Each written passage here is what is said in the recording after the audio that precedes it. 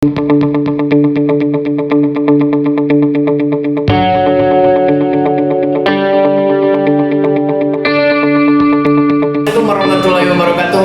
Bertemu lagi dengan saya Joendi Asgar di Ruang Publik Garut, dan kita akan membahas tentang TPG yang tengah hangat-hangatnya dibicarakan. Bersama saya ada praktisi hukum Om Indra, juga ada pengusaha muda Om Aris, juga ada Ketua Segi Pak Apar Rustam Effendi ya. Oke, kita akan bincang-bincang bersama. Ini Bapak saya Bapak. Terima kasih. Perkenalkan dulu sebelumnya. Assalamualaikum warahmatullahi wabarakatuh. Waalaikumsalam. Saya Apar Rustam Effendi, Ketua Serikat Buruh Indonesia Kabupaten Garut, yang kemarin tanggal 2 Juni menginisiasi audiensi di DPRD Kabupaten Garut yang menghadirkan Disdik, UPJ Disdik dan Bajnas.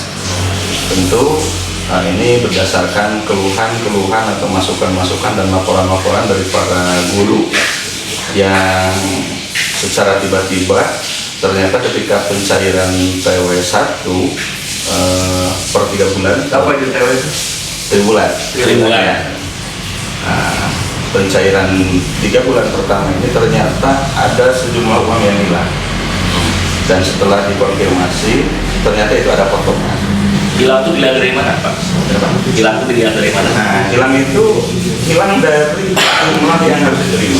Oh, oke. Tuh, jadi ada perbandingan di tahun yang lalu, misalnya 1 TW itu harusnya masuk ke rekening taruh misalnya 9.300.000.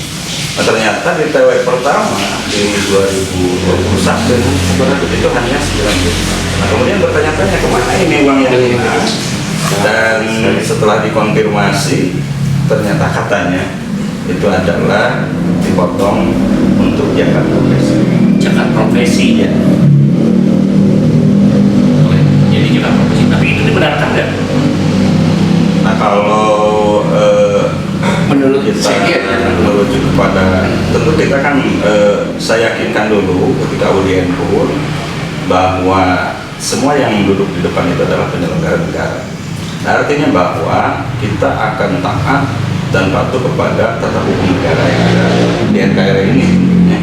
Nah, oleh karena itu maka saya mengkompilasi tentang seputar zakat itu dalam buku ini yang saya kumpulkan, kemudian saya kaji mulai dari Undang-Undang 23 2011, PP 14 2014, Instruksi Presiden Nomor 6 2014. Dan ternyata isinya itu hanya mengatur tentang kelembagaan zakat.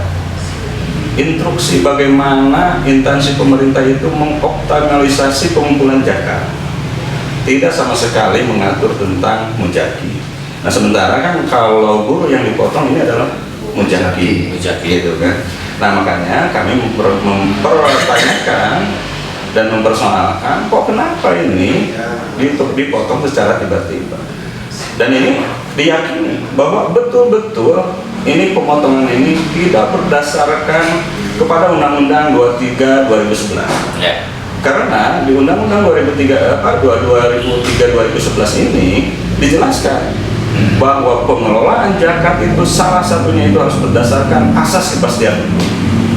Nah, ini yang memang diduga bahwa asas kepastian hukumnya ini oleh pihak-pihak tertentu. Nah, pihak-pihak tertentu di sini tentu saya lokalisir. Pihak tertentu di sini adalah Disdik, karena menurut Instruksi Presiden Nomor 8 2014 bahwa di instansi pemerintahan BUMN dan BUMD itu mesti membentuk UPJ, unit pengumpul zakat.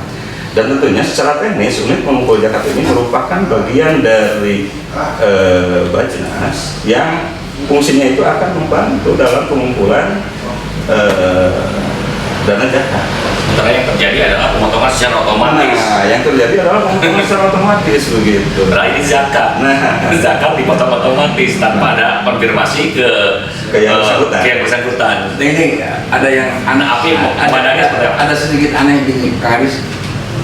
Ketika saya kami lah ya, para pelaku media ini yang mengawal pergerakan dari SEGI ini, pertama dari melakukan audien ya, audien dengan Komisi 4 DPRD Kabupaten Garut.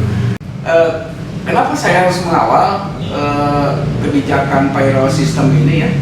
Karena dinilai banyak, terutama istri saya juga kan seorang guru ya, gitu.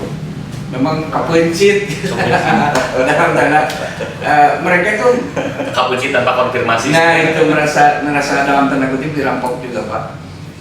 Lucunya dalam satu akun Facebook, ada akun Facebook nih, kalau nggak salah namanya Bunda Susi kalau nggak salah ya. Saya sempat baca di situ ada status begini bunyinya. Nama wanita di Kabupaten Garut bekerja sama dengan Basnas dan pemerintah kabupaten melaksanakan pembagian sembako ya. Untuk itu ya, pembagian sembako kepada masyarakat yang berada di Kabupaten Garut, khususnya di itu kapan? Status itu kapan? Kalau nggak salah pada bulan kemarin ya, kalau nggak salah itu. Bulan puasa. Bulan puasa. Screenshot. Bulan puasa. Nah itu anehnya di situ mereka seakan-akan menjadi selebriti, ya, menjadi selebriti. Dan lupa kepada dan pajak, lupa ya? kepada siapa yang diambil duitnya itu kan. Terima kasih Basnas, terima kasih Dinas Pendidikan Kabupaten Garut, terima kasih pemerintah Kabupaten Garut. Tidak ada satupun kalimat di sana yang terima kasih Bapak Guru yang sudah kami potong dengan payroll system ini, nggak ada. Lucu kan gitu. Ini adalah Indonesia memang negara yang sangat sering melakukan charity dermawan gitu ya. Saya percaya Kang Aris bahwa itu adalah sebuah kesuksesan yang harus kita tepuk tangan ya, yang harus kita berikan aplaus. Sukses Distrik Basnas ini untuk merampok uang guru. Nah ini Kang Indra melihatnya seperti apa kalau sisi kalau sebetulnya pertanyaan ini dibenarkan tidak? Sebetulnya relevan sekali kalau Kang Indra yang menjawabnya. Iya. Dibenarkan nggak sih ini? Gini, jadi di dalam hukum itu yang paling penting tadi Pak Ketua SEGI ya menyampaikan bahwa salah satu asas dari pengelolaan zakat itu adalah asas kepastian hukum. Jadi apa sebetulnya kepastian hukum itu? Jadi asasnya itu adalah legalitas namanya ya. Jadi setiap tindakan dalam pengumpulan, dalam pendistribusian itu memang harus ada asas legalitasnya. Itu yang pertama. Ini sangat sensitif sebetulnya. Jadi dalam kacamata hukum tata negara. Ditambah Kenapa? Tuan rumah mana Sa? Tuan rumah mana? Jadi gini, jadi di dalam hukum tata negara sebetulnya Basnas ini termasuk kepada lembaga non struktural bawah Kementerian Agama ya. Seperti itu. Lalu sebetulnya apa sih sebenarnya polemik yang terjadi SEGI ya di teman-teman SEGI? Jadi ini saya ingin juga memberikan sedikit, bukan pencerahan ya, sedikit informasi terhadap masyarakat bahwa jangan seolah-olah kita bicara teman-teman guru ini tidak mau dipotong zakat gitu. betul. Jadi ini wilayahnya berbeda ya. Karena kemarin juga saya juga ngomong ya, kami tidak menentang sistem. Bukan tidak mau dipotong pajak, tapi Bukan pajak, bukan tidak mau dipotong zakat, tapi proses pembayaran zakat itu bukan dipotong gitu. Betul. Gitu. Jadi saya lanjut ya. Jadi Undang-Undang 23 tahun 2011 itu clear di situ. Asasnya itu adalah syariah. Betul. Syariah. Artinya ada wilayah privat di situ. Zakat itu bedakan dengan pajak yang merupakan piutang. Ketika kualifikasinya masuk sebagai pembayar pajak. Zakat itu kenapa dikatakan privat? Karena sifatnya fakultatif. Artinya negara hanya berbicara hanya menyediakan fasilitas pengelolaan. Lalu bagaimana cara negara untuk mendapatkan uang zakat itu akan dikembalikan ke para person-person yang akan dipotong. Pertama, legalitasnya harus adanya surat ketersediaan dari per masing-masing. Tanpa itu pungli. Sehingga pungli ya. Pungli. Jadi kalau saya coba softly sedikit gitu apa yang disampaikan Apih tadi mengenai rampok. Rampok itu bahasa pidana lah gitu ya. Dalam tanda kutip. Pungli juga sama rampok sebetulnya ya, hanya dengan tata cara yang lebih birokratif lah seperti itu. Jadi bad actor di sini sebetulnya menurut saya adalah ini kepala dinas pendidikan sebenarnya tidak paham tidak paham bagaimana mekanisme pemotongan zakat. Betul. Karena anggap saja begini, kapan seseorang muslim dinyatakan telah membayar zakat? Ketika dirinya mengeluarkan 2,5% untuk dikeluarkan kepada yang berhak. Di mana dan kapan tempatnya itu dikembalikan lagi ke privat. Negara hanya hadir ketika kamu mau, silahkan saya kelola. Jadi sifat hukum yang tadi disampaikan oleh Distrik melalui surat pemotongan pakai proses federal system, artinya itu imperatif. Jadi kaidah-kaidah syariahnya tidak ada, apalagi kaidah-kaidah kepastian hukumnya tidak ada. Jadi bisa saya kategorikan di pasal 40 Undang-Undang 23 2011 bahwa apa yang dilakukan Distrik dengan endorsement Pak Bupati itu bisa dikualifikasikan sebagai perbuatan yang tidak memiliki asas legalitas. Dan di situ itu melawan hukum dan itu pidana. Jadi kesimpulannya Pak Indra mungkin mengatakan bahwa ketika tidak ada kesepakatan kedua belah pihak antara pihak yang seharusnya dikonfirmasi dulu, itu bisa dibilang pungli. Betul. Jadi gini, kenapa sih sebetulnya teman-teman segi ini biarinlah saya yang urus deh yang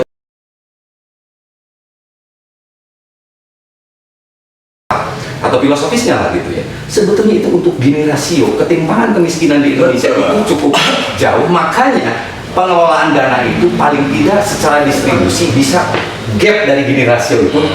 Kalau kita bicara kurva Lawrence itu di Indonesia itu kan 0,38 lah sekarang ya gini rasionya. Nah, salah satu kontribusi dari umat muslim adalah pengelolaan zakat bagi yang mau dikelola oleh negara. Itu prinsip dasar hukumnya. Jadi apapun yang dinyatakan himbauan bupati, that's the wrong act by the law gitu. Nggak ada hukum itu salah. Prinsip sekali lah gitu kesalahannya.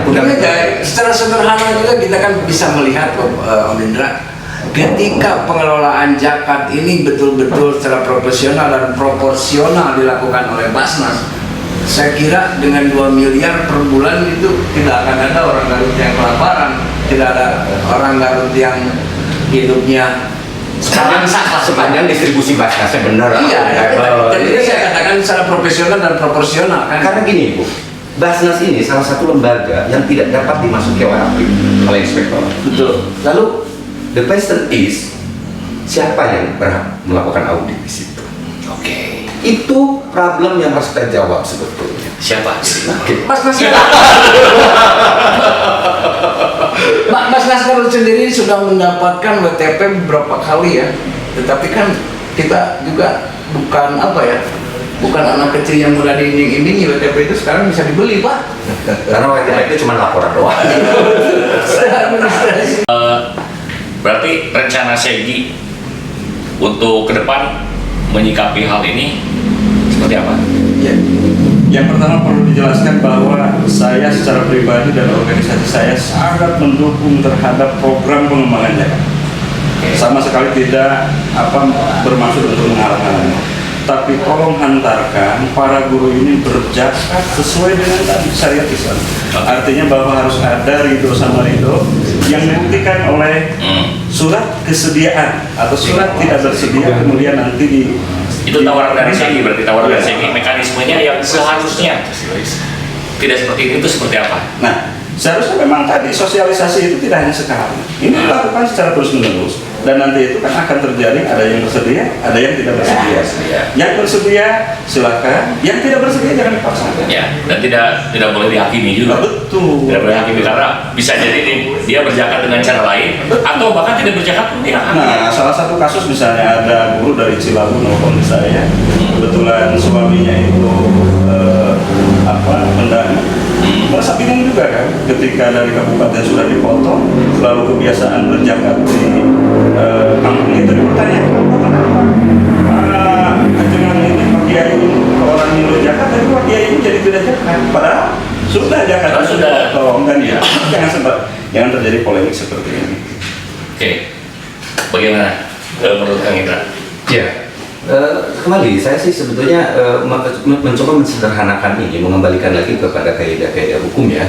Artinya Pak Kepala Dinas Pendidikan dia tidak memiliki wewenang untuk melakukan pemotongan dengan cara memberikan surat perintah ke BJB untuk secara federal system. Jadi pemotongan ini hal yang salah. Ini ketika ini masih terus dilanjutkan, maka kategorisasinya atau kualifikasinya ini pungli. Pungli. Silakan aja jawab. Jelas pungli ya? Jelas pungli ya. Apa yang harus dilakukan oleh bupati kalau begitu? Ya oke. Ketika ini menjadi kinerja yang buruk bagi kepala dinas, saya dari perspektif HTM tentunya ya, dari sisi hukum administrasi negara, Pak Bupati segera revisi Perbu yang isinya juga mengatur tentang TPP. Ya kan? Segera melakukan reworking terhadap kepala dinas. Kalau perlu pencopotan. Pencopotan. Kalau tidak punya malu, kalau punya malu harusnya Pak Kadis langsung mengundurkan diri. Yang kedua, menurut saya bagaimana keadaan ini tidak dipolitisir, tidak kompromistis. Balikan kaidah-kaidah jahat ini menjadi kaidah-kaidah privat. Hanya itu. Benahi rule of thumb-nya, rule of the game-nya, yaitu surat ketersediaan yang tervalidasi. Jadi guru ini kan teridentifikasi banget melalui UPJ, UPT di setiap wilayah. Silakan sosialisasi, berikan surat ketersediaan, berapa ribu pun yang masuk ke kepala dinas, silakan tanda tangan untuk dipotong, itu akan lebih fair. Betul. Ya. Yang terakhir adalah kepastian hukum, asas kepastian hukum ini harus berlandaskan syar'i, karena itu adalah asas dari Undang-Undang 23 2011. Tidak ada lagi yang lain untuk menjamin keadilan, paling tidak menurunkan gap gini rasio, bukan ini. Ya, itu yang sebenarnya outputnya itu kan sederhana. Bagaimana uang zakat ini dikelola secara adil agar memang Transparan juga, Pak. Ya, transparansi karena akuntabilitas ada di situ ya. Jadi jangan salah.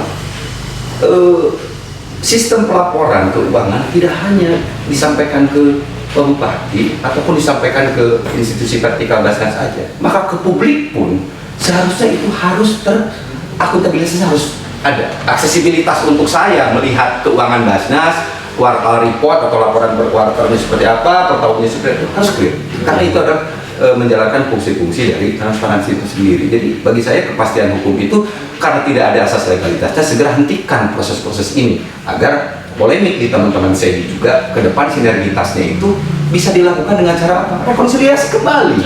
Dan saya yakin itu akan lebih damai dan wise gitu. Itu.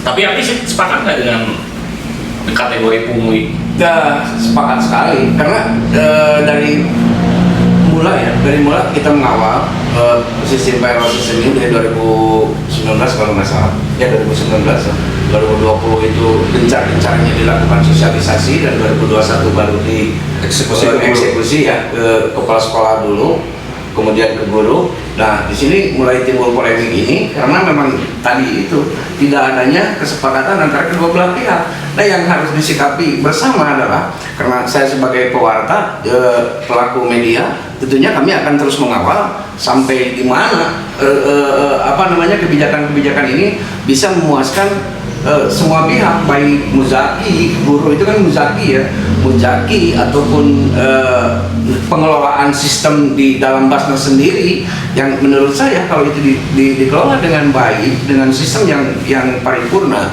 itu saya yakin di Garut ini tidak ada orang yang sengsara ya. Itu saja, karena saya akan terus mengawal hingga ini. Tapi terakhir Bu, dari saya, secara implisit saya akan mengatakan pasal 38 Undang-Undang 23 tahun 2011 yang menyatakan siapapun sebetulnya, ini implisit ya, siapapun dilarang untuk mengumpulkan, mendistribusikan zakat tanpa adanya izin dari yang berwenang dan punya kewenangan.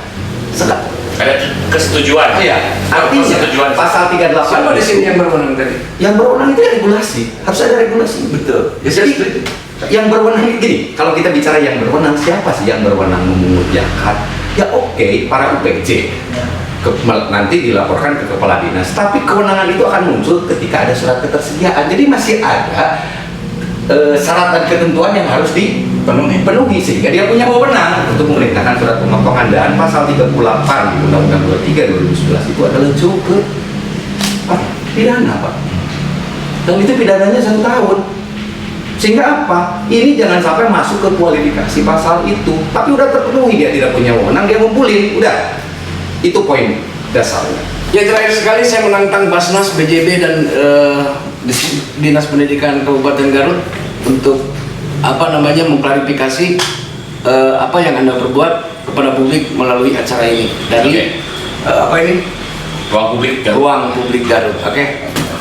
Oke, dan ini adalah salah satu dari sekian banyak kasus negara di mana negara hadir di ranah-ranah privat manusia, ranah privat rakyatnya, dan ini kerap kali memunculkan reaksi berupa perlawanan dari rakyat itu sendiri, yang salah satunya adalah kasus ini. Dan mengapa kita mengambil topik ini hari ini, karena ini juga udah begitu ramai di lini masa yang saya lihat di Facebook, di grup WhatsApp. Oke, mungkin kita berharap masalah ini cepat selesai dan tidak ada ekses lagi. Everybody happy, semuanya senang dan semuanya tidak ada yang dirugikan, tidak ada yang kecewa sama sekali. Oke. Sekian dari saya, mudah-mudahan tayangan ini ada manfaat dan gunanya untuk kita semua. Bagi rakyat Garut, kita harus juga membuka cakrawala dalam berpikir. Ruang Publik Garut, Merdeka berpikir, berpikir merdeka. Salam dari saya, Jani Asgar. Assalamualaikum warahmatullahi wabarakatuh.